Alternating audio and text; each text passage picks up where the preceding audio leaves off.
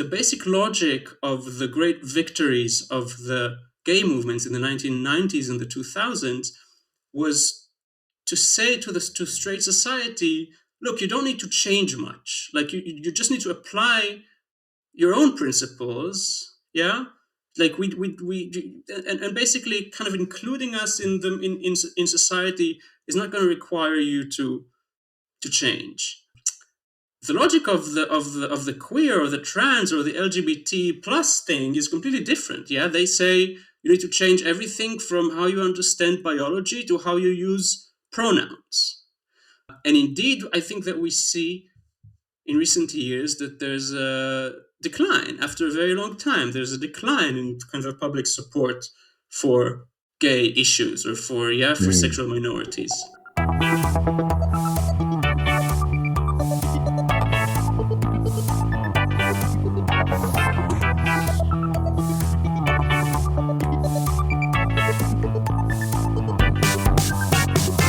Milan ou Tripoli, Vilnius ou Benghazi, Paris, Moscou, on fait le bunga, bunga, Bangkok ou Bogota, Le Caire ou Jakarta, Gustabia, on fait le bunga, bunga, Stockholm ou Monaco, ou Montevideo, Oslo, Tokyo, on fait le bunga, bunga. Hello, welcome back to BungaCast, the global politics podcast at the end of history. I'm Alex Hochuli in São Paulo, Brazil, joined today once again by contributing editor Lee Jones in London. Hello. Hi, Alex. And delighted to be welcomed by someone who I believe is a longtime listener of the podcast, someone I've had the pleasure of meeting a little while ago at a BungaCast event, Ran Heilbrunn, whom I will allow to introduce himself. Thanks for the invitation. Happy to be here. I am a writer. I live in Munich, Germany. I teach here at Wittenberg University, or the Munich campus of Wittenberg University. It's a Dutch university. I write about politics, technology, and homosexuality. That's more recent, but yeah. So I'll pass over to Lee in just a second, but we're here to discuss a book, a new edited collection called Inversion, Gay Life After the Homosexual, which has just come out. It's edited by friends of the podcast, Aman Namaman and Pierre, and specifically we want to discuss with Ran his essay, Abolish Queer Theory. Now, for those of you who might be thinking, well, this isn't the usual BungaCast fare, just to say a little bit about why we were interested in this. I mean, in first place, we like very much the essay, but also we are interested in exploring this year the theme of the pre-political, amongst a couple of other themes. You may have heard us make that announcement in recent episodes, but maybe just to repeat them, they are state capitalism, war and militarism, the aforementioned, the pre-political, political recombinations, and irrationalism and unfreedom.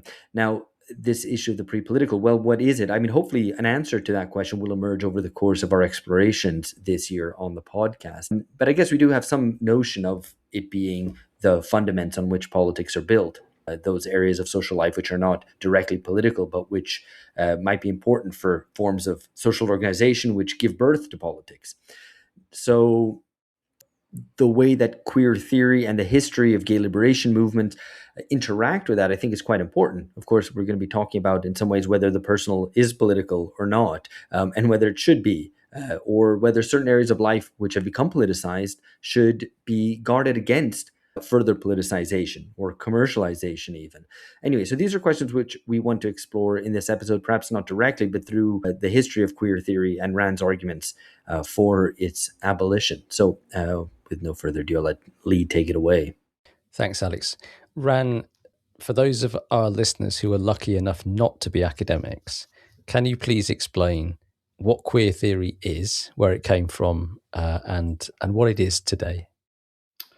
Yes. Okay. It's fairly easy to explain where it came from. The origins of queer theory, intellectually at least, are very specific. One of them is a book published in 1976 in France by Michel Foucault.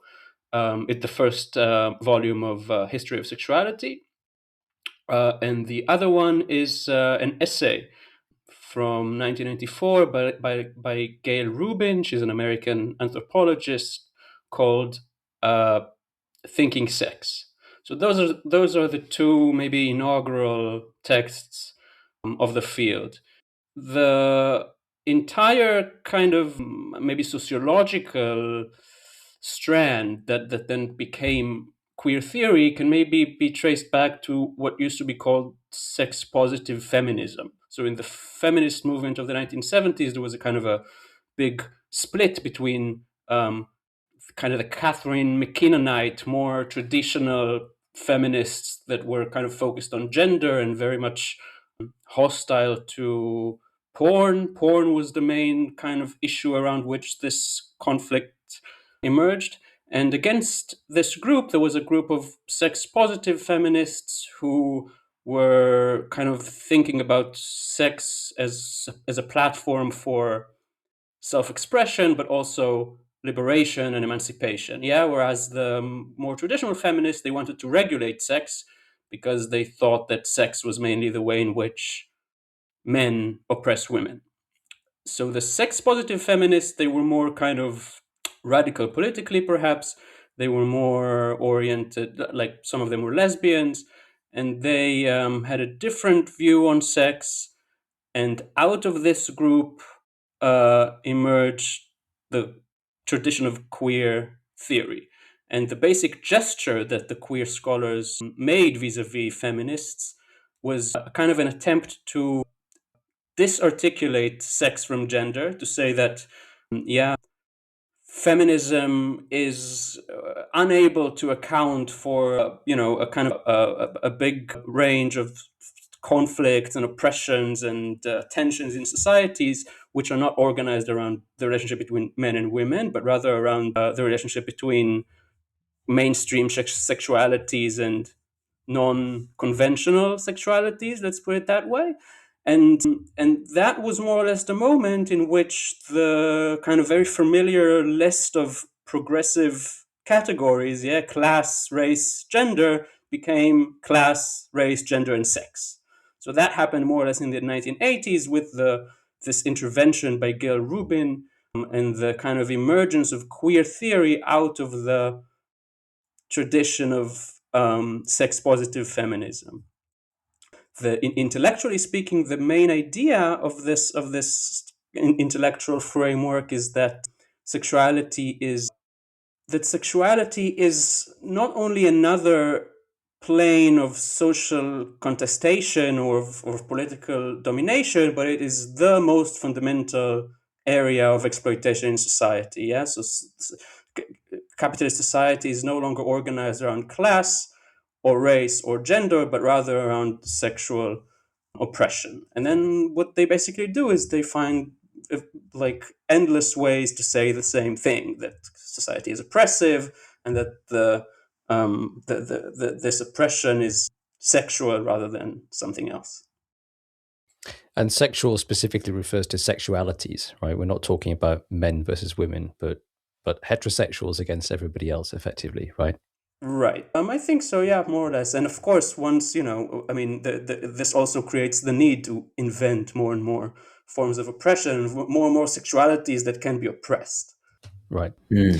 Now, your essay is rather provocatively entitled Abolish Queer Theory. So why do you want to abolish this body of thought? And why in particular do you think that gay men should be hostile to it?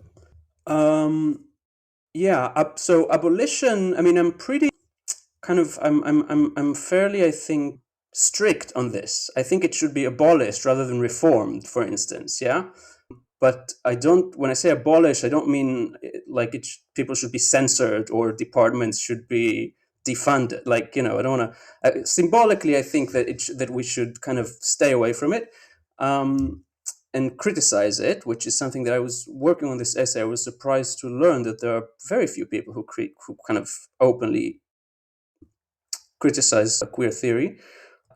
But my main idea was that queer theory is simply unable to produce interesting and valuable knowledge about sexuality, and particularly about homosexuality. And due to this failure to study what it purports to study, I think it should be abolished, or replaced. Okay, you quote something in the book saying that this kind of manifesto piece which asks, what has queer studies, queer theory got to say about empire? What's it got to say about international politics? What's it got to say about the class oppression? Blah blah blah. So this queer theories might have emerged as a study of sexuality, but now we see it manifest in all kinds of spheres of life as a lens on everything. So your argument is that it doesn't provide useful knowledge about sexuality. Does it produce any useful knowledge about anything? I mean, I don't think so, honestly. I mean, there are pretty interesting kind of forms of literary criticism, I used to think that Sedgwick kind of, produces interesting readings of Oscar Wilde and Herman Melville. Yeah, so there are good kind of literary work, I think, being done in the field. But no, I don't. I'm now working on something. We can talk about it later if you want. I'm now kind of thinking about the history of the gay movement and the way in which this history is dominated, or like this historiography is kind of dominated by the queer perspective. Yeah, the historiography of homosexuality is written through this queer agenda. And no, I think that there is kind of a very serious flaw in the basic orientation of the field. I don't think they produce a good insight, not into the reality of sexual phenomena and not into the reality of sexual politics or the history of sexuality or society itself. Yeah, I mean, the basic idea, the idea that society is organized around straight oppression of non-straights seems to me to be fundamentally idiotic. Well, I just wanted to ask whether, for lay people, and people certainly outside of academia, if they've encountered queer theory, it'll probably be people holding up academic articles, maybe on social media, going, look at this is ridiculous. These people want to say they want to queer something else, right? We need to queer blah, blah, blah, blah. And often it's it's kind of a normative proposal about queering something.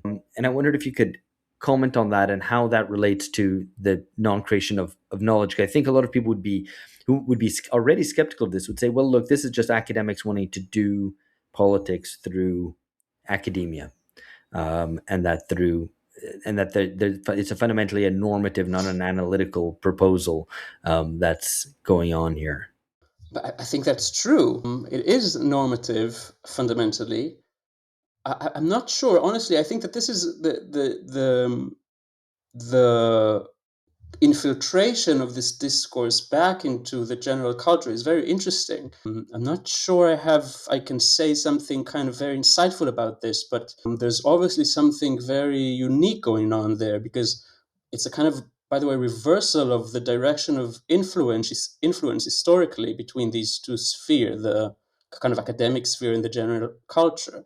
If you read the kind of queer scholars of the 90s, they seem very aware of their origins in social and political movements. Yeah, so there's a kind of it starts from the street and then it infiltrates into academia, and it gains a lot of momentum there for 30-20 years. And in the past maybe decade, we see how queer language infiltrates back into the broader culture. And I don't know, there are very strange, like it produces a lot of very strange symptoms.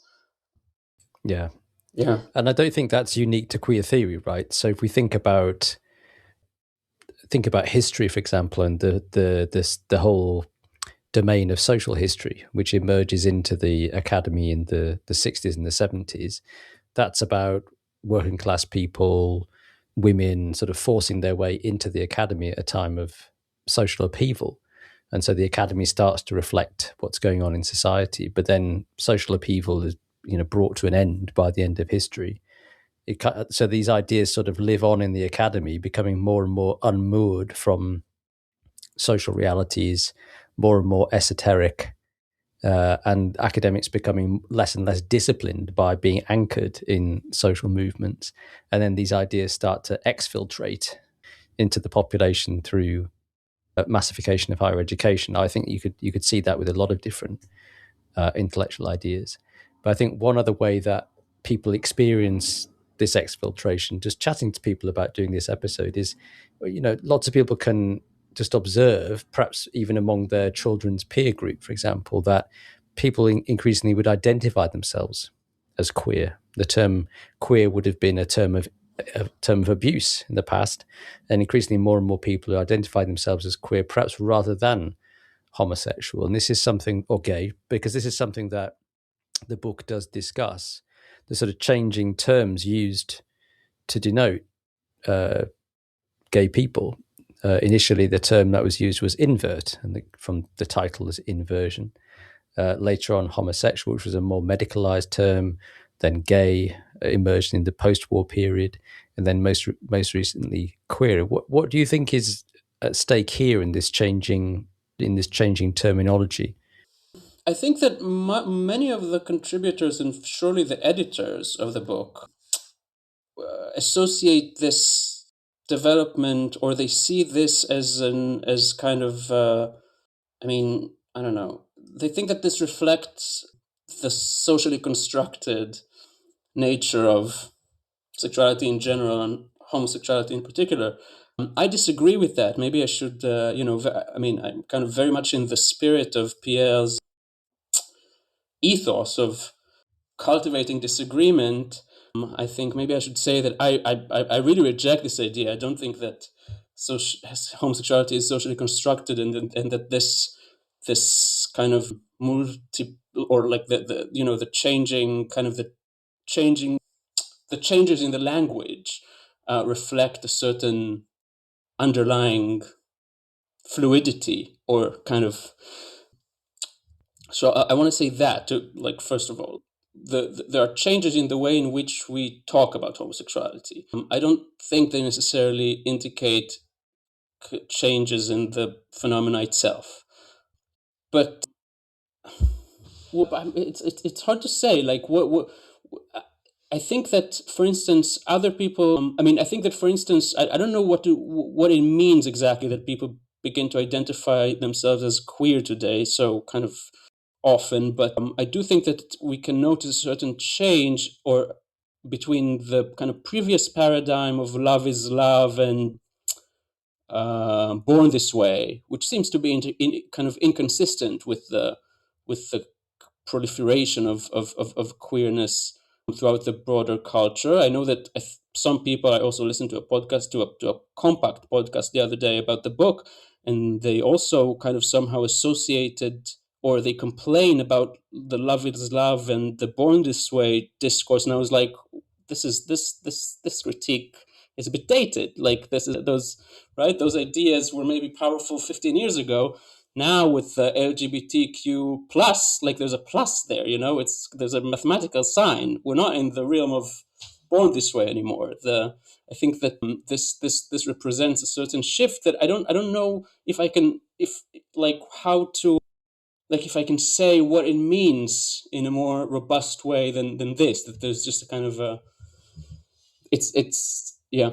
So I wanted to ask, because and this really, as an outsider, I say ironically, because of course, according to queer theory, I would be an insider, not an anyway, whatever. Ironic remarks aside, the notion, I think, is often that that queer presents potentially something more universalistic and all embracing, and when we could maybe draw an analogy, though please do correct me if I've got this wrong, with the way that, for example, race has been talked about. I mean, Kenan Malik has written about how in Britain, all kind of non-white identities were wrapped up into black, and it was very much understood as black versus white. And at some point through the 80s and 90s, it starts breaking down, and you get a proliferation of different identities. people who are brown, and then are spoken about as Asian, and then are spoken about as Muslim specifically. And it breaks down what was a ostensibly more universal front against mainstream society. And I had understood what had happened with the gay movement also sort of similar, that it was people, there was queer as a kind of, or maybe gay, which was a sort of more all-embracing identity, and it started to break down to the point where you get a proliferation, the alphabet soup of identities. So I wonder, firstly, if that reading is correct, or if you think there is still something more universalistic in the possibility of saying queer rather than the breaking down these identities.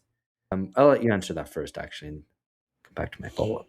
I don't know. I mean, universalistic. I'm not sure in what sense. I mean, I think, as I tried to say right at the beginning of the essay, queer. There is a tension between queerness and gayness. So I think that the vast majority of gay people don't identify as queer, and they don't understand what this term means, and maybe they're even a bit cringed out about it, as they should, So I don't. Yeah. Perhaps just explain why they should be, because this, if you go back to where you see the kind of foundational split in the 70s, I think this will help listeners understand who have not read the essay. I think first, for me, writing is often a question of tone. Not always, but often. Yeah, and there's a kind of, there's a need to identify a certain tone that exists in the public sphere and to articulate a countertone. And I think that this is exactly what happened to me with respect to the queer issue. There's a certain tone to queer discourse that I just can't stand. Yeah, a certain moral seriousness and a sense of kind of political rectitude that rubs me the wrong way. And it is very different from the gay tone that I grew up with, and was characterized by irreverence and humor. So I think for me that's a big part of it. I just wanted to push back against this queer tone with a certain dose of good old gay mockery. So that's, I think, one reason. And then the other is that there's a problem of honesty. There's something very dishonest about the queer discourse and queer thought. And I think that gays sense that they are fundamentally unable to come up with good explanation or to articulate convincing ideas about sexuality and about homosexuality.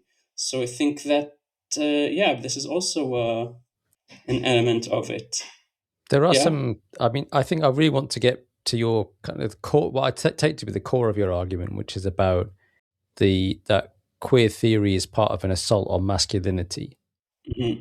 Because I think that is very important. But I just wanted to give listeners some examples of this dishonesty, as you put it, because there's some very funny examples you give in the essay where somebody's writing, Heilbrunn is writing, that contemporary gay gym physiques, quote, deviate noticeably from conventional straight male norms of masculinity. Queer muscles are not the same as straight muscles because gay muscles do not signify power. So you say, for Heilbrunn, in other words, gays get ripped as a form of resistance. Sure, David, we also take GHB to express solidarity with rape victims. And you talk about Bersani. I think it's Bersani who is that goes and does or is it Tim Dean who goes and does some studies among a barebacking community, so men who have sex with other men without condoms, and he describes this as an ethics of openness to alterity through its acceptance of willingness to dispense with barriers, less a sexual practice than a figure for an ethical disposition, and says that the desire to even have parties where people spread HIV is an act of resistance because the desire to be healthy stems from the desire to be normal. So barebacking resists a means to resist health as an instrument of power. I suppose this is the kind of thing you mean when you call it dishonest. Absolutely, yeah. I think it's crazy even hearing this now. Yeah, I think there's a huge amount of dishonesty there. I think that there's also a certain trivialization of sex somehow. It's a way to avoid thinking about sex. Or I think David Halperin, for me, is, I mean, when I read him, I really get upset somehow. I don't know, his writing really annoys me because I think it illustrates this inability to deal with sex, but also it seems interesting, and I think that this is exactly the Foucauldian legacy. It's somehow, for me at least, it's somehow inherent in social constructionism. This trivialization of sex, this turning of sex into an ethical practice, or reading the desire to be desirable as a form of resistance. I think it's inherent in the very idea that sex is a social practice or a political phenomena. And David Halperin writes in the first important book in the field, not in the field, but it's a book called 100 Years of Homosexuality, very, very important text in the field. And he writes there that he writes basically, maybe, do you want, it's one sentence. I think I can read it to you if you want. Yeah. He says, it is not immediately, this is like really one of the first texts in the field, and this is what students read, and this is like, and those are supposed to be the people that really study sexuality seriously. And he says, it is not immediately evident that differences in sexual preferences are by their nature more revealing about the temperament of an individual human being, more significant determinants of personal identity than differences in dietary preferences. So, and you wonder if a person who thinks that your sexuality is not more significant than your taste in food, not more kind of significant aspect of who you are. And if he doesn't understand that, for instance, when we have sex with someone, we have sex with another person rather than, we encounter another person rather than a plate, for instance, and that the experience of sex is completely different than the experience of eating. It seems to me kind of not surprising that by the end of this trajectory, we get to this really ridiculous ideas of barebacking as ethics, or going to the gym as a form of resistance. There's a kind of an inability to think seriously about sex and a trivialization of sex written into the core logic of the field, it seems to me.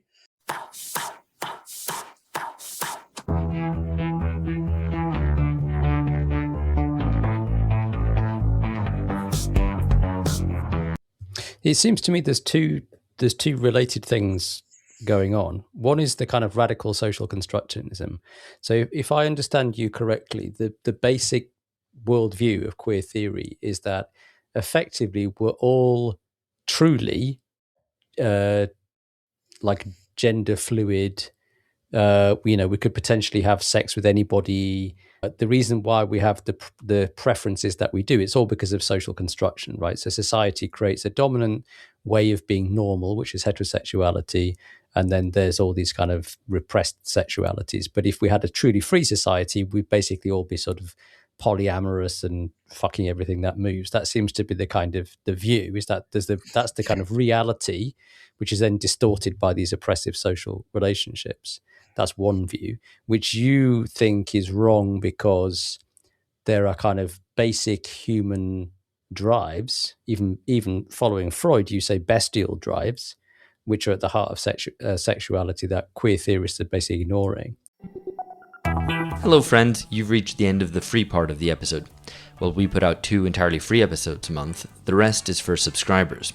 For access, please join us at patreon.com/bungacast.